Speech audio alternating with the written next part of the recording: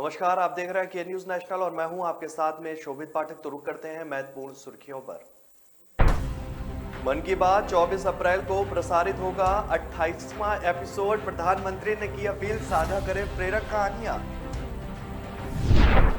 बेंगलुरु में परीक्षा के बीच कई स्कूलों के पास आया धमकी भरा मेल, प्रशासन में मचा हड़कंप। श्रीलंका की तरह भारत में सच आएगा सामने, शरद यादव से मुलाकात के बाद बोले राहुल गांधी। राजद नेता ने कही बड़ी बात। सीएनजी महंगी होने के विरोध में कैब ऑटो चालकों ने जंतर मंतर पर किया विरोध प्रदर्शन।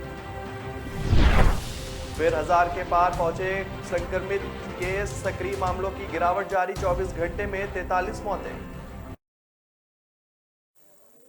आगामी मन की बात कार्यक्रम के लिए प्रधानमंत्री कार्यालय ने लोगों से उन विषयों, मुद्दों और विचारों को साझा करने के लिए कहा है जो उनके लिए महत्वपूर्ण है। प्रधानमंत्री कार्यालय की ओर से जारी की गई विज्ञप्ति के मुताबिक आगामी एपिसोड के लिए अपने मुद्दों व विचारों को माई गवर्नमेंट या नमो ऐप पर साझा कर सकते हैं। इसके अलावा टोल फ्री नंबर पर संदेश भी भेज सकते हैं। दरअसल मन की बात कार्यक्रम का 88वां एपिसोड 24 अप्रैल 2022 को प्रसारित किया जाएगा। मन की बात कार्यक्रम को लेकर प्रधानमंत्री नरेंद्र मोदी की ओर से भी ट्वीट किया गया है और इसमें उन्होंने प्रेरक कहानियां साझा करने के लिए कहा है। प्रधानमंत्री ने ट्वीट किया कि मन की बात के माध्यम से हम जमीनी स्तर पर परिवर्तन लाने वाले असाधारण कारनामों का जश्न मनाते हैं। क्या आप ऐसी प्रेरक जीवन यात्राओं के बारे में जानते हैं तो उन्हें इसी महीने 24 अप्रैल को होने वाले कार्यक्रम के लिए साझा करें। इन्हें माई गवर्नमेंट नमो ऐप पर साझा किया जा सकता है। कर्नाटक की राजधानी बेंगलुरु के कई स्कूलों को शुक्रवार को धमकी भरा मेल मिला है और इस मेल में लिखा हुआ है कि स्कूल में बम प्लांट किया गया। इसके बाद स्कूल स्टाफ, बच्चों व अभिभावकों में हड़कंप मच गया। आनन फानन में पुलिस भी मौके पर पहुंच गई। बेंगलुरु पुलिस का कहना है कि वह पूरे मामले की जांच कर रही है। जिन स्कूलों को मेल भेजा गया है वहां तलाशी अभियान चलाया जा रहा है। हालांकि यह धमकी भरा मेल किसकी ओर से भेजा गया है इसके बारे में अभी तक जानकारी नहीं मिल पाई है। पुलिस ने बताया कि मेल में लिखा हुआ है कि यह मजाक नहीं है, यह बिल्कुल भी मजाक नहीं भरा मेल नहीं है, इसे मजाक में ना लें। स्कूल में एक पावरफुल बम प्लांट किया गया है, जल्दी से पुलिस बुलाओ, अब तुम्हारी और सैकड़ों लोगों की जान जा सकती है। अब सब कुछ तुम्हारे हाथ में है। पुलिस के मुताबिक जिन स्कूलों में मेल भेजा गया है वहां परीक्षाएं चल रही है। यह मेल सुबह 11 बजे आया और इसके बाद से पुलिस जांच में जुटी हुई है। पुलिस कमिश्नर कमल पंत ने बताया कि स्कूलों को खाली करा लिया गया है, वहां बम निरोधक दस्ते के द्वारा तलाशी भी की जा रही है। कांग्रेस नेता राहुल गांधी शुक्रवार को दोपहर राजद नेता शरद यादव से मिलने दिल्ली स्थित उनके निवास पर पहुंचे।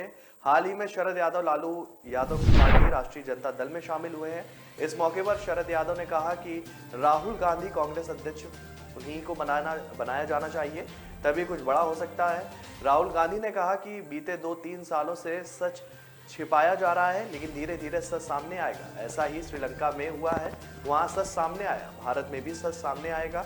राजद नेता से मुलाकात के बाद राहुल गांधी ने कहा कि मैं शरद यादव के इस बयान से सहमत हूं कि देश में बुरे हाल है, नफरत फैलाई जा रही है और देश को बांटा भी जा रहा है। हमें देश को एकजुट करना है और भाईचारे के रास्ते पर चलना होगा, जो कि देश के इतिहास का हिस्सा रहा है। राहुल ने यह भी कहा कि यादव बीमार थे, वह लंबे समय से अस्वस्थ महसूस कर रहे थे। मैं उन्हें स्वस्थ देखकर, फाइटिंग फिट पाकर बहुत खुश हुआ हूं। सीएनजी कीमतों में वृद्धि के विरोध में जंतर मंतर पर सैकड़ों कैब और ऑटो ड्राइवरों ने प्रदर्शन किया है और किराया बढ़ाने की मांग की है। प्रदर्शन करने वालों ने चेतावनी दी है कि अगर उनकी मांगें पूरी नहीं की गई तो वे हड़ताल पर चले जाएंगे।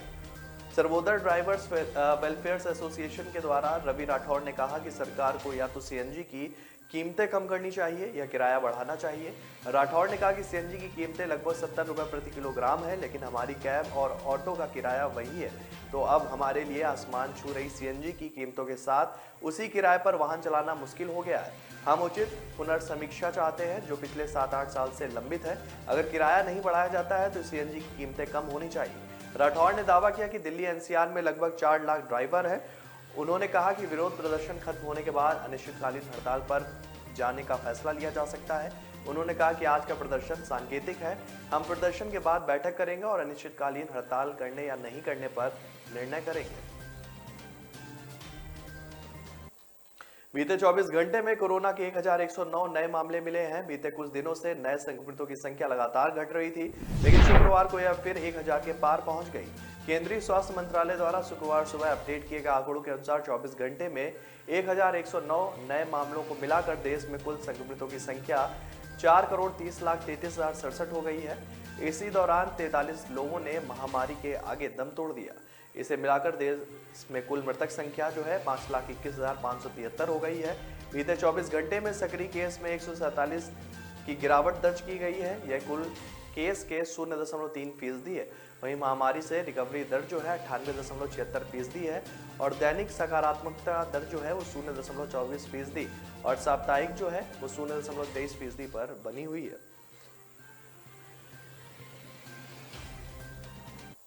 तो ब्रेक पर जाने से पहले रुक करते हैं महत्वपूर्ण सुर्खियों पर। मन की बात 24 अप्रैल को प्रसारित होगा 28वां एपिसोड। प्रधानमंत्री ने की अपील, साझा करें प्रेरक कहानियां। बेंगलुरु में परीक्षा के बीच कई स्कूलों के पास आया धमकी भरा मेल, प्रशासन में मचा हड़कंप।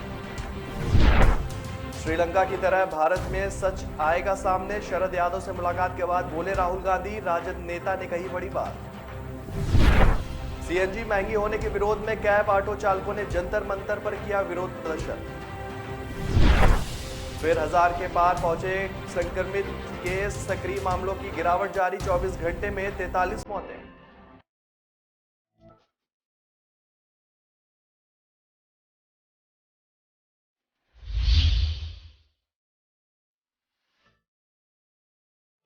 न ऐश का न द्वेष का, यह दंगल है देश का। सुलगती समस्याओं के जुलसते सवालों का होगा दंगल देश का। प्रशासन के प्रश्नों को लेकर होगा दंगल देश का। शिक्षा, स्वास्थ्य, समाज, कानून और व्यवस्था के आज क्या है हालात। सोमवार से शुक्रवार रोज रात 8 बजे जलपा क्षत्रिय के साथ दंगल देश का।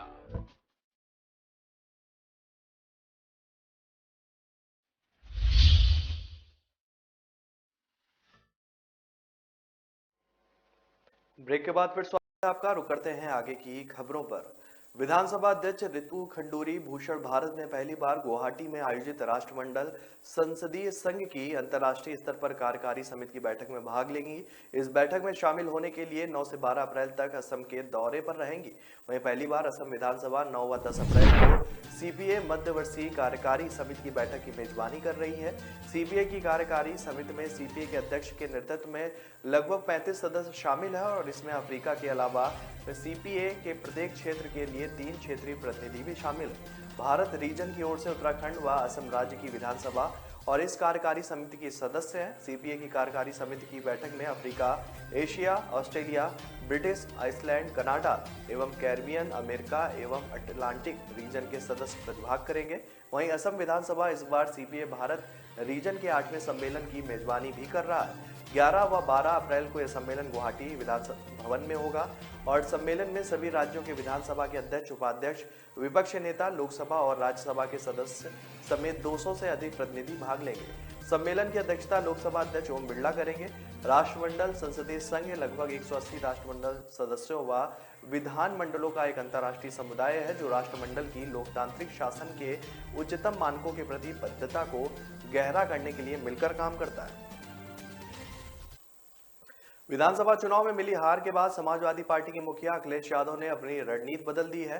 भारतीय जनता पार्टी के खिलाफ सपा प्रमुख ने अपने अंदाज में जो है फिर से नई रणनीति को चुनना शामिल कर लिया है। 2017 चुनाव में मिली हार के बाद ऐसा नहीं कर पाए थे।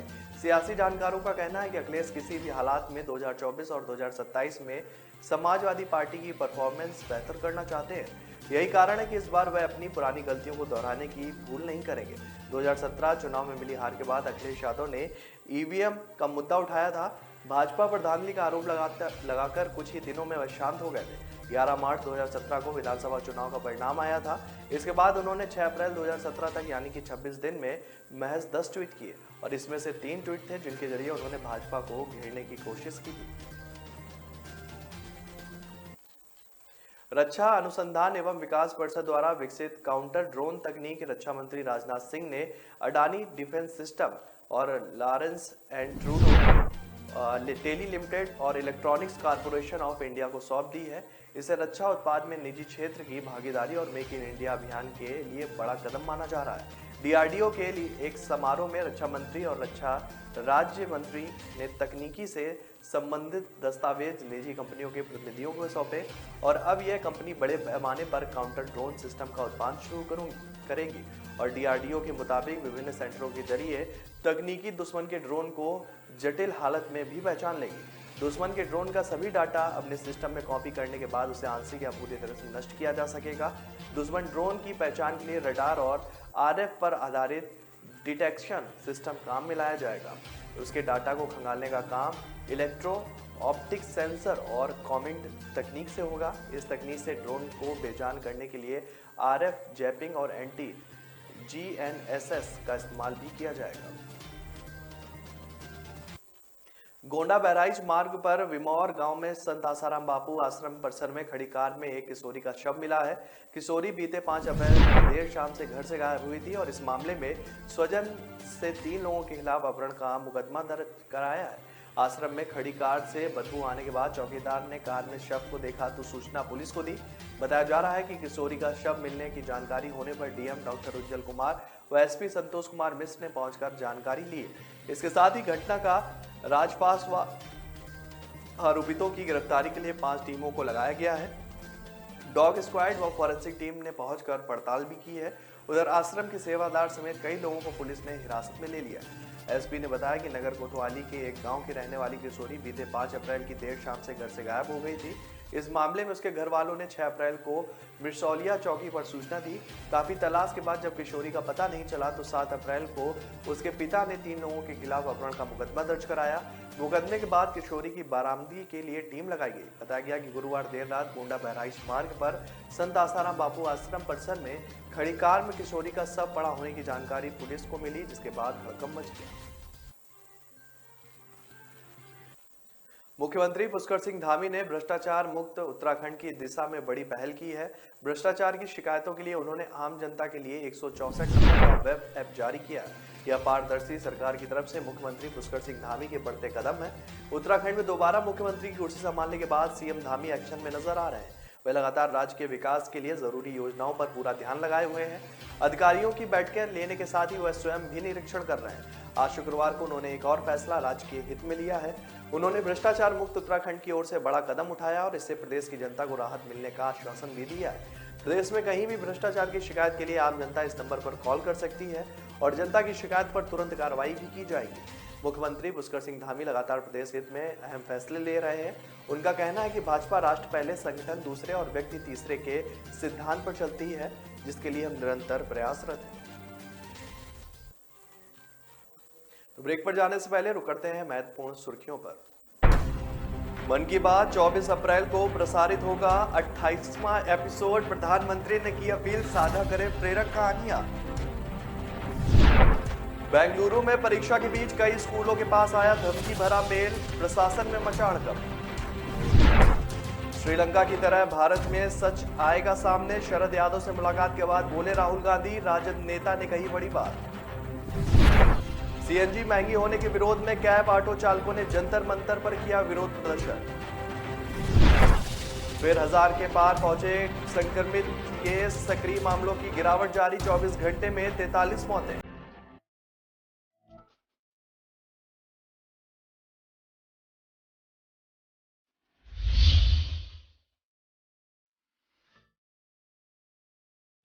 न ऐश का न देश का, यह दंगल है देश का। सुलगती समस्याओं के जुलसते सवालों का होगा दंगल देश का। प्रशासन के प्रश्नों को लेकर होगा दंगल देश का। शिक्षा, स्वास्थ्य, समाज, कानून और व्यवस्था के आज क्या है हालात। सोमवार से शुक्रवार रोज रात 8 बजे जलपा क्षत्रिय के साथ दंगल देश का।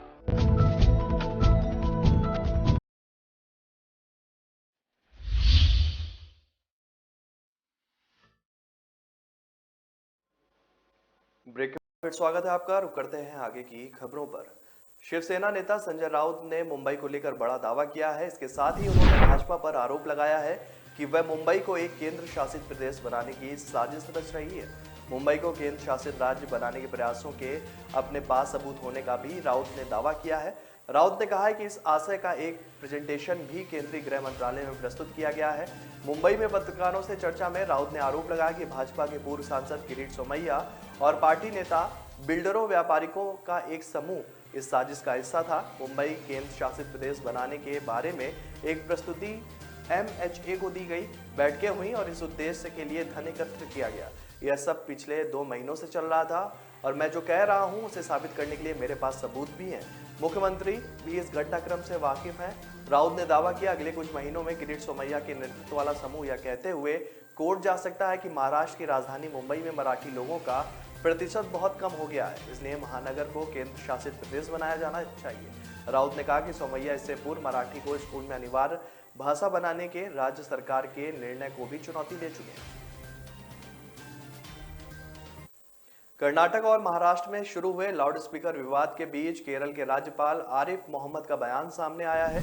उन्होंने कहा है कि यह बकवास है, क्या यह कोई मुद्दा है। उन्होंने कहा कि अगर हम इस पर बात करेंगे तो हम उसकी मदद करेंगे।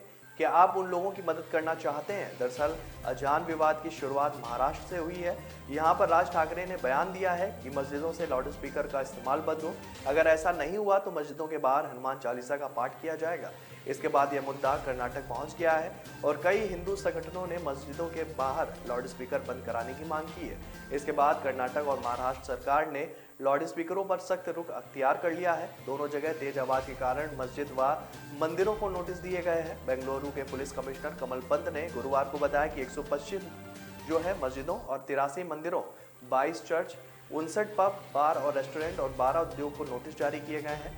कहा गया है कि लाउड स्पीकर की आवाज स्वीकृत डेसिमल स्तर से बनाई रखी जानी चाहिए। कर्नाटक के गृह मंत्री आरागा ज्ञानेन ने बताया कि धार्मिक संस्थानों को नोटिस जारी किए गए हैं।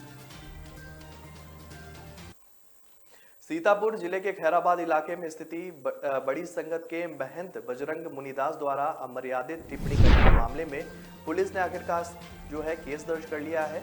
वीडियो वायरल होने के बाद पुलिस ने कार्रवाई की है। पुलिस का कहना है कि जांच कर और धाराएं बढ़ाई जाएंगी। वहीं इस पर राष्ट्रीय महिला आयोग ने यूपी के DGP को पत्र लिखकर कार्रवाई की मांग की है। राष्ट्रीय महिला आयोग की अध्यक्ष रेखा शर्मा का कहना है कि किसी समुदाय की महिलाओं को दुष्कर्म की धमकी देना स्वीकार नहीं है। हमें इस संबंध में यूपी के DGP को पत्र लिखा है। मैं खुद इस मामले को देख रही हूँ। आयोग ऐसे मामलों को पूरी गंभीरता से लेगा, भले ही धमकी देने वाला कोई धार्मिक नेता हो या कोई और। उन्होंने कहा कि महिलाएं ऐसे लोगों का आसान शिकार बन रही है। हिंदू मुसलमान को धमकी दे या फिर मुसलमान हिंदू को। हम इस तरह की शिकायतों को पुलिस के संज्ञान में ला रहे हैं। घटनाएं बढ़ती जा रही हैं। बताया जा रहा है कि 2 अप्रैल को इलाके से एक यात्रा निकाली जा रही है और इस दौरान एक मस्जिद के सामने यात्रा पहुंची थी, जहां पर एक महंत ने विशेष समुदाय के लिए अभद्र टिप्पणी की। मामले का वीडियो गुरुवार को वायरल हुआ था। SO अरविंद सिंह ने बताया कि मामले में वीडियो के आधार पर महंत बजरंग मुनिदास के खिलाफ केस दर्ज कर लिया गया है और जांच की जा रही है। कांग्रेस ने मांग की है कि कश्मीर घाटी में सेना व अर्धसैनिक बलों की आवाजाही के लिए हवाई कुरियर सेवा को तत्काल बहाल किया जाए। पार्टी ने आरोप लगाया कि मोदी सरकार ने पुलवामा के शहीदों के नाम पर युवाओं के वोट मांगने के लिए राष्ट्रवाद के नाम पर झूठे आंसू बहाए। कश्मीर में जवानों के हवाई कुरियर सेवा बंद करने का मुद्दा जो है सबसे पहले 4 अप्रैल को प्रमुखता से उठाया गया था। शुक्रवार को कांग्रेस प्रवक्ता रणदीप सुरजेवाला ने ट्वीट कर कहा कि पुलवामा शहीदों के नाम पर युवाओं के वोट मांग झूठे राष्ट्रवाद के आंसू बहाने वाली मोदी सरकार ने घाटी में आवाजाही के लिए सैनिक की हवाई कुरियर सेवा फिर से निलंबित कर दी है। उन्होंने कहा कि हम सरकार से सैनिक और अर्ध बलों के जवानों के लिए तत्काल इस सेवा की बहाली की मांग करते हैं। 2017 में शुरू की गई सुविधा की मियाद जो है 31 मार्च 2022 को खत्म हो गई थी और अर्धसैनिक बलों ने केंद्र से इसकी मियाद बढ़ाने के लिए उन्हें पत्र भी लिखा है। उधमपुर के चिचैनी क्षेत्र में आज सुबह एक बड़ा हादसा हो गया। यहां पानी की समस्या को लेकर सड़क पर प्रदर्शन कर रहे लोगों पर ट्रक चढ़ गया। इस दौरान ट्रक ने कई लोगों को अपनी चपेट में ले लिया। बताया जा रहा है कि हादसे में 3 लोगों की मौके पर ही मौत हो गई और कई लोग घायल हुए हैं। हादसे की जानकारी मिलते ही पुलिस और प्रशासन के अधिकारी मौके पर पहुंचे और घायलों को अस्पताल भेजा गया है। मौके पर अभी लोग जमा है, तनाव की स्थिति बनी हुई है। स्थानीय प्रशासनिक अधिकारी जो हैं वो लोगों को समझाने का प्रयास लगातार कर रहे हैं। जानकारी के अनुसार शुक्रवार सुबह शुद्ध महादेव चिचैनी सड़क मार्ग पर बैसती के पास स्थानीय लोग पानी की समस्या को लेकर प्रदर्शन कर रहे थे। इसी दौरान ये हादसा हो गया। तो फिलहाल इस बुलेटिन में मेरे साथ इतना ही। आगे की खबरों के लिए बने रहिए के न्यूज नेशनल के साथ। तब तक के लिए नमस्कार। मन की बात 24 अप्रैल को प्रसारित होगा 28वां एपिसोड। प्रधानमंत्री ने की अपील, साझा करें प्रेरक कहानियां। बेंगलुरु में परीक्षा के बीच कई स्कूलों के पास आया धमकी भरा मेल, प्रशासन में मचा हड़कंप। श्रीलंका की तरह भारत में सच आएगा सामने, शरद यादव से मुलाकात के बाद बोले राहुल गांधी। राजद नेता ने कही बड़ी बात। सीएनजी महंगी होने के विरोध में कैब ऑटो चालकों ने जंतर मंतर पर किया विरोध प्रदर्शन। फिर 1000 के पार पहुंचे संक्रमित केस, सक्रिय मामलों की गिरावट जारी, 24 घंटे में 43 मौतें।